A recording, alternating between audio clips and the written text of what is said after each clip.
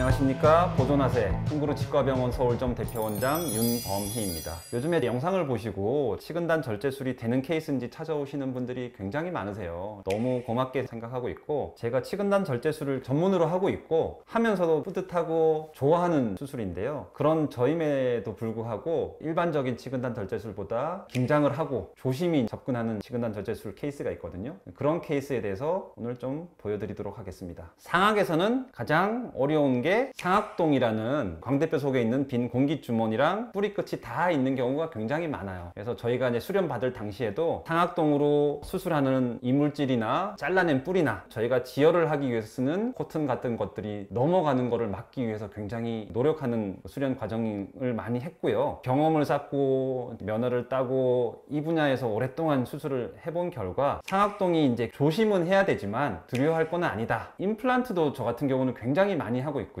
상악동 거상술이라는 술식을 거의 안 하는 날이 없을 정도로 매일매일 하고 있거든요. 그만큼 상악동 막을 어떻게 다루는지, 어떻게 부풀리는지, 문제가 생겼을 때 어떻게 처리를 하는지에 대한 경험을 쌓고 있기 때문에 단순히 대학병원 기준으로 보존과 영역에서 보존 수술만 하는 분들보다는 훨씬 더 편안하게 쉽게 접근하고 잘 대처할 수 있는 영향이 있다라고 봐주시면 좋을 것 같아요. 오늘 보여드릴 환자분들은 최근에 이제 수술하신 젊은 28세 여성 환자분이셨는데, 엑스레이에서 보시는 것처럼 오른쪽 상악 첫 번째 작은 어금니 뿌리 끝에 확실히 이렇게 치근단 병소가 보이죠. 근데 치근단 병소 주변으로 이렇게 라인이 보이는데요, 이 라인이 상악동 하방 경계라고 보시면 돼요. 다른 분들보다는 굉장히 상악동이 크신 편이고, 이 상악동 경계가 거의 뭐 송곳니까지 연결되어 있으니까 굉장히 크신 편이다 라고 보시면 좋을 것 같아요. 중간에 수술한 영상을 보여드리면 이렇게 희게 보이는 게 뼈고요, 이 안쪽에 어둡게 보이고 여기 얇은 막이 있어요. 슈나이더 멤브레인이라고 부르는 치조골이랑 상악골이랑 상악동 속에 있는 공기를 경계짓는 얇은 막이라고 생각하시면 돼요. 이렇게 비쳐 보이는데, 수술 과정 중에 이 상악동 막이 어쩔 수 없이 손상되는 경우도 있어요. 손상되면 어떤 일이 벌어지냐, 손상되면 수술 도중에 코로 물이 막 들어오는 느낌이, 수영하실 때 갑자기 코로 물이 들어왔을 때 그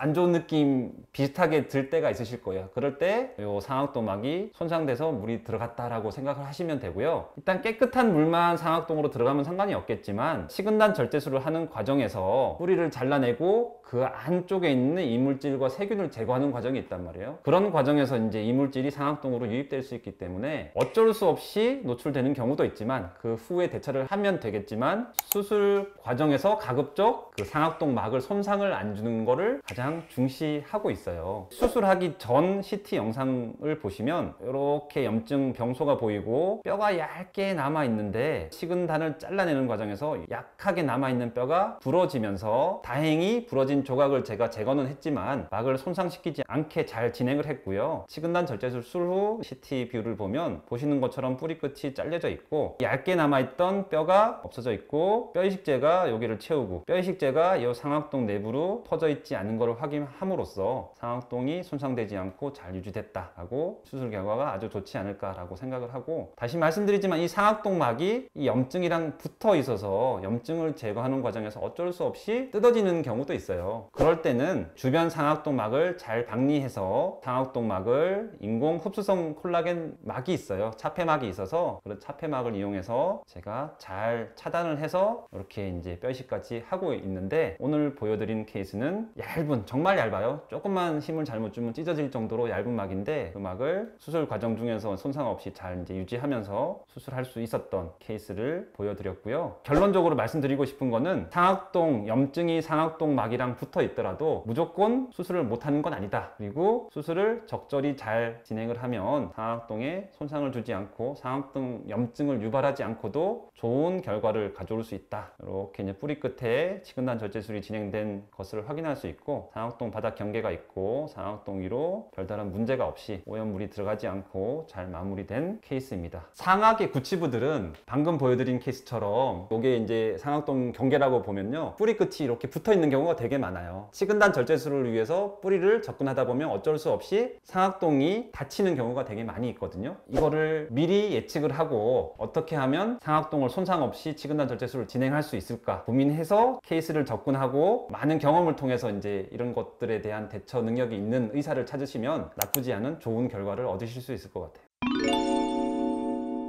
그 다음으로는 상악에서는 치근단 절제술을 할 때 어려운 점이 이제 상악동이랑 연결되었을 때 뿌리 끝이 그 부위가 가장 어려운 점인데요. 하악에서는 하치조신경이라는 것이 있기 때문에 하악 치근단 절제술의 가장 어려운 점이 될 것 같아요. 그러면 도대체 하치조신경이 무엇인지 그리고 어떻게 위치하고 있기 때문에 치근단 절제술에 어려움이 있는지에 대해서 한번 설명드려 보겠습니다. 일단 하치조신경이라는 것은 하악의 피부, 입술, 잇몸, 치아 전체를 관할하고 있는 신경이라고 생각하시면 되고요. 생각보다 굉장히 굵고 질긴 신경 줄기예요. 하치조신경이라는 거는 머리에서 나온 신경 줄기가 분지가 되다가 하악뼈가 이렇게 생겨 있잖아요. 이 하악뼈의 상부의 안쪽에서 이제 뼈 속으로 들어가게 돼 있어요. 그래서 하악뼈 속을 이렇게 주행을 하다가 지금 제가 선을 두 개를 그리는 거는 한쪽은 위쪽 경계고 한쪽은 이제 아래쪽 경계. 그만큼 이제 굵어요, 신경이. 이렇게 나오다가 이 엑스레이 상에 이렇게 까만 점이 보이잖아요. 이 점에서 대략 첫 번째 자근어금니랑 두 번째 자근어금니 사이 그 하방 어딘가에서 신경 줄기가 뼈 밖으로 나와요. 그래서 이렇게 이제 여러 군데로 이제 분지가 되면서 이제 굵은 줄기가 없어지거든요. 여러 영화나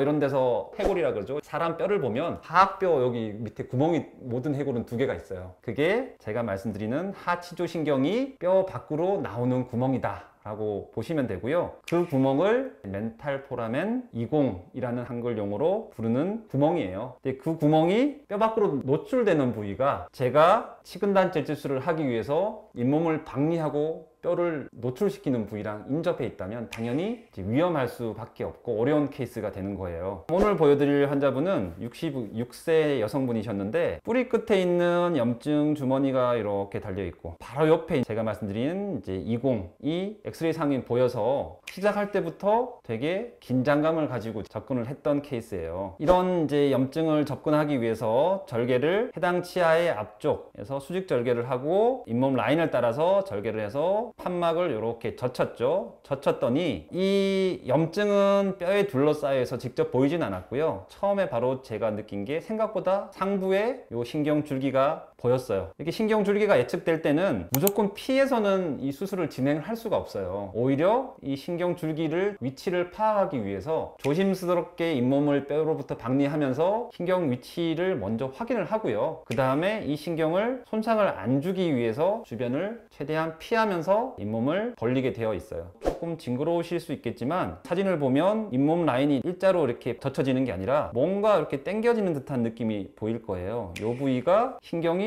나오고 있는 줄기다 라고 생각하시면 되고, 이 위치를 파악한 이후에 처음에는 이렇게 뼈가 덮여 있었는데 신경을 피해서 상부의 치조골에 구멍을 뚫고 그 구멍상에서 뼈 속에 위치하고 있는 염증을 제거하고 치근단 절제술을 잘 진행을 하셨어요. 이렇게 이제 하치조 신경이 수술 부위 인접한 어려운 케이스에서는 말씀드린 것처럼 무조건 피하는 게 아니라 처음에 신경 위치를 잘 파악하고 파악한 신경을 자극을 안 주기 위해서 노력을 하면서 수술을 진행하게 되고요. 어쨌거나 이 신경을 당길 수밖에 없어요. 위치를 파악하기 위해서. 그래서 일시적인 신경 손상은 죄송하지만 피할 수는 없을 것 같아요. 하지만 두려워하실 필요 없고 주치의와 적절한 상의 후 필요하다면 적절한 약물을 드시면서 기다리시면 대부분 이런 의도한 신경 자극은 다 정상으로 돌아온다라고 생각을 하시면 되고요. 간혹은 이런 하치조 신경을 피하기 위해서 치근단 절제술을 못하고 이 치아를 뽑아서 하는 자가 제식술을 시행하는 경우도 있어요. 그런데 자가 제식술이라는 거는 치근단 절제술을 가급적 못할 때 하는 차선책이거든요. 그 자가 제식술을 썼을 때 이 치아는 뽑는 과정에 부러질 수도 있고 인대가 재생이 못 되면서 실패할 확률이 아무래도 더 생기기 때문에 이런 신경을 미리 잘 인지를 하고 어려운 케이스를 잘 접근해서 피해서 치근단 절제술을 할 수 있는 경험이 있는 의사라면 신경이 쓰이고 어렵더라도 자가 제식술을 시도하는 것보다는 치근단 절제술을 시도하는 게 훨씬 더 좋다라고 생각하시면 될 것 같습니다. 제가 그동안 많이 보여드렸던 치근단 절제술에서 어떤 케이스가 어려울 수 있나, 상악에서는 상악동이랑 붙어 있는 케이스, 하악에서는 이제 하치조 신경이랑 붙어 있는 병소가 있을 때 어려운 케이스가 될 수 있다라고 이제 여러분들한테 보여드리고 싶어서 이 두 케이스를 가지고 나왔고요. 오늘도 제 영상 끝까지 시청해 주셔서 대단히 감사합니다.